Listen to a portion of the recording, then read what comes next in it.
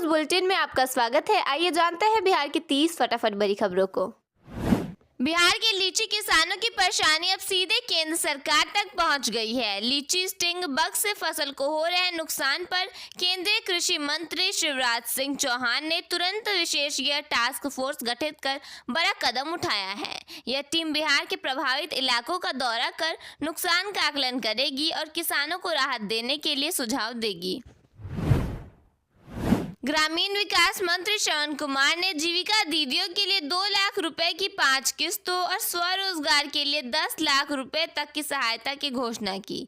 मद्य निषेध मंत्री मदन सैनी ने शराबबंदी पर सख्ती और स्वास्थ्य मंत्री निशांत कुमार ने ईमानदारी से काम करने की बात कही। बिहार के जमुई जिले में किसान अब खेती के साथ साथ मधुमक्खी पालन करके अपनी कमाई बढ़ा रहे हैं। अब वे सिर्फ शहद ही नहीं बेचते बल्कि मधुमक्खियों के जरिए मिलने वाला फूलों का पराग भी इकट्ठा कर रहे हैं, जिसकी बाजार में बहुत बड़ी मांग है। इससे किसानों को हर सीजन में 1 से 1.5 लाख रुपए का मुनाफा हो रहा है और उनकी गरीबी दूर हो रही है। बिहार सरकार इलेक्ट्रिक वाहनों को बढ़ावा देने के लिए ढाबों, होटलों और पेट्रोल पंपों पर चार्जिंग स्टेशन स्थापित करेगी। इससे लंबी दूरी की यात्रा करने वाले ईवी चालकों को सुविधा मिलेगी और राज्य में प्रदूषण कम होगा। बिहार में नई सरकार के गठन के बाद कैबिनेट विस्तार के साथ ही मंत्रियों के बीच विभागों का बंटवारा कर दिया गया है। मुख्यमंत्री सम्राट चौधरी ने अपने पास गृह और सामान्य प्रशासन जैसे महत्वपूर्ण विभाग रखे हैं।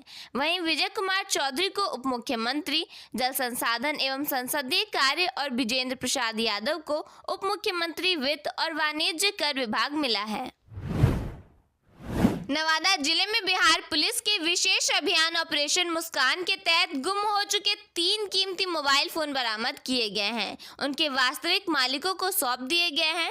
इस मौके पर थानाध्यक्ष ने कहा कि पुलिस का उद्देश्य केवल अपराध नियंत्रण तक सीमित नहीं है, बल्कि आम नागरिकों की समस्याओं का त्वरित समाधान कर उनके भीतर सुरक्षा और विश्वास का भाव जगाना भी है।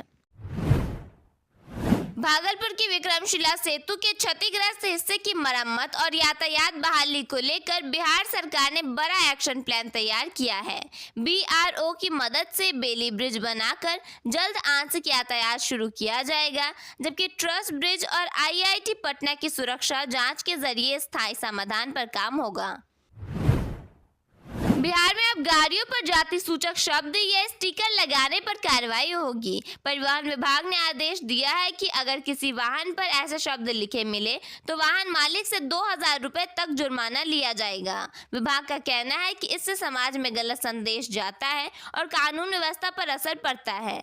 इसके लिए राज्य भर में AI कैमरों और जांच टीमों की मदद से निगरानी भी की जाएगी। सम्राट चौधरी मंत्रिमंडल में उत्तर बिहार का पलड़ा भारी है। गांधी मैदान में गुरुवार की शपथ के बाद मुख्यमंत्री और 2 उप मुख्यमंत्री सहित मंत्रिमंडल में 35 सदस्य हो गए। इनमें से 20 उत्तर तो 15 दक्षिण बिहार के जिलों से आते हैं। सबसे अधिक 3 मंत्री वैशाली और मधुबनी जिले से हैं। विकासशील इंसान पार्टी के मुकेश सैनी ने सम्राट चौधरी मंत्रिमंडल विस्तार पर सवाल उठाए हैं। उन्होंने कहा कि 32 मंत्रियों में केवल 5 महिलाएं हैं, जो भाजपा के 33% महिला आरक्षण के दावे पर प्रश्न चिन्ह लगाते हैं। घरों में बिल्ली पालने का शौक तेजी से बढ़ रहा है। बिल्ली की खूबसूरती जहां हर किसी को आकर्षित करती है, वहीं इसके मल मूत्र से बड़ा खतरा उत्पन्न होने लगा है। विशेषकर गर्भवती महिला और नवजात तथा कमजोर रोग प्रतिरोधक क्षमता वाले लोग इसकी चपेट में आते हैं। पटना के NMCH में अब बिल्ली के मल मूत्र से फैलने वाली बीमारी की मुफ्त जाँच शुरू हो गई है। पटना में अब खुले में कचरा फेंकने और कचरा जलाने पर सख्त रोक लगा दी गई है। अगर कोई व्यक्ति सड़क, खाली जगह या नाले में कचरा फेंकता है या उसे जलाता है तो उस पर जुर्माना लगाया जाएगा और जरूरत पड़ने पर कानूनी कार्रवाई भी होगी। नगर निगम का कहना है कि इससे शहर साफ रहेगा और प्रदूषण कम होगी। रोहतास जिले के शिवसागर प्रखंड अंतर्गत मध्य विद्यालय सेनुवार में गुरुवार को आई तेज आंधी ने विद्यालय की पेयजल व्यवस्था को पूरी तरह ध्वस्त कर दिया है, जिससे छात्रों और शिक्षकों को पीने के पानी के लिए समस्या खड़ी हो गई है। पटना में एक बार फिर बीपीएससी टीआरई के अभ्यर्थियों पर लाठीचार्ज किया गया। बीपीएससी टीआरई 4 का विज्ञापन जारी करने की मांग को लेकर हजारों की संख्या में अभ्यर्थी प्रदर्शन करने के लिए सड़क पर उतरे थे। उन्हें रोकने के लिए पुलिस की ओर से बैरिकेडिंग भी की गई थी। लाठीचार्ज में कई छात्र घायल हुए हैं। इसके साथ ही कई अभ्यर्थियों को हिरासत में लिया गया है। इतना ही नहीं, छात्र नेता दिलीप की गिरफ्तारी की भी खबर है। भाजपा नेता मिथिलेश तिवारी ने भी पुलिस की इस कार्रवाई को गलत बताया है। मुंगेर में भीषण गर्मी के बीच नगर निगम द्वारा लगाए गए वाटर चिलर सिस्टम रखरखाव के अभाव में खराब पड़े हैं, जिससे राहगीरों को ठंडा पानी नसीब नहीं हो रहा है। लाखों की लागत से बनी यह व्यवस्था ठप होने के कारण प्यास बुझाने के लिए आम लोगों और मजदूरों को बोतल बंद पानी खरीदने पर मजबूर होना पड़ रहा है। नवादा में साइबर अपराधियों ने महिला को रिश्तेदार की जान का डर दिखाकर 30,000 रुपए ठग लिए। आरोपियों ने मैसेज भेजकर खालू के अपहरण और हत्या की धमकी दी थी। पुलिस ने मामला दर्ज कर जांच शुरू कर दी है। कैमूर के देवराड खुर्द गांव में रात चोरों ने 2 घरों को निशाना बनाकर लाखों रुपए के जेवरात और कीमती सामान की चोरी कर ली। वारदात के दौरान चोरों ने परिवार के लोगों को बाहर से बंद कर दिया। पटना में टीआरई 4 के अभ्यर्थियों के प्रदर्शन के दौरान पुलिस ने लाठीचार्ज किया। प्रदर्शन कर रहे कई अभ्यर्थियों को दौड़ाकर पीटा गया, जिसमें कई लोगों के सिर फट गए। एक महिला अभ्यर्थी ने आरोप लगाया कि पुलिस कर्मियों ने उसे पैर से कुचल दिया। बिहार सरकार में नई जिम्मेदारी मिलने के बाद निशांत ने कहा कि वह पहले काम को सीखेंगे, उसके बाद जिम्मेदारी संभालेंगे। वहीं आबकारी मंत्री ने कहा कि राज्य में शराबबंदी को और सख्ती से लागू किया जाएगा। दूसरी ओर दिलीप जायसवाल ने राजस्व विभाग को चुनौतियों से भरा विभाग बताया। आईजीआईएमएस में चल रहा आंदोलन 48 घंटे बाद खत्म हो गया। इस दौरान यह फैसला लिया गया कि वाइस प्रिंसिपल के एकेडमिक कार्यों पर रोक लगाई जाएगी। साथ ही छात्रों द्वारा लगाए गए आरोपों की जांच के लिए एक टीम भी गठित की जाएगी। ग्रामीण विकास मंत्री श्रवण कुमार ने कहा कि जीविका दीदियों को जल्द ही दूसरी किस्त भेजी जाएगी। उन्होंने बताया कि कुल 2 लाख रुपए की राशि 5 किस्तों में दी जाएगी। सरकार का कहना है कि इससे महिलाओं को आर्थिक सहायता मिलेगी। भोजपुरी अभिनेता और गायक पवन सिंह की पत्नी ने सोशल मीडिया पर नाराजगी जताते हुए कहा कि स्त्री की हाय मौत से भी बदतर होती है और दिल की तरफ ही किसी की बर्बादी के लिए काफी है। दोनों के बीच तलाक का मामला चल रहा है। छपरा में ऑर्केस्ट्रा कलाकारों से जुड़ी एक सड़क दुर्घटना में 3 लोगों की मौत हो गई। एक डांसर ने बताया कि गाड़ी चला रहा ड्राइवर सो गया था। उसके बाद पास में बैठे युवक ने स्टीयरिंग घुमाने की कोशिश की, तभी सामने ट्रक आया और हादसा हो गया।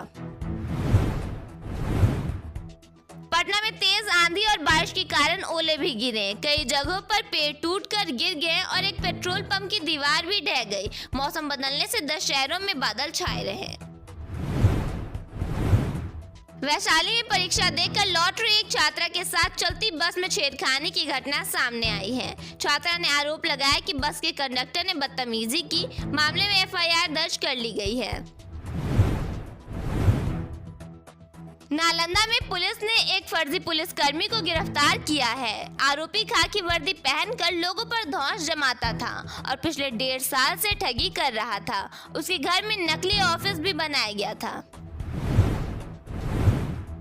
कटिहार स्टेशन पर खीरे में हरा रंग मिलाने का वीडियो वायरल हुआ है। बताया गया कि खीरे को हरा और ताज़ा दिखाने के लिए उसमें रंग लगाया जा रहा था। कार्रवाई करते हुए आरपीएफ ने 8 महिला वेंडरों को पकड़ लिया है। सहरसा में मिड डे मील खाने के बाद करीब 50 बच्चे बीमार हो गए। बच्चों को उल्टी, पेट दर्द और चक्कर आने की शिकायत हुई। घटना की जानकारी मिलने पर डीएम मौके पर पहुंचे और स्थिति का जायजा लिया।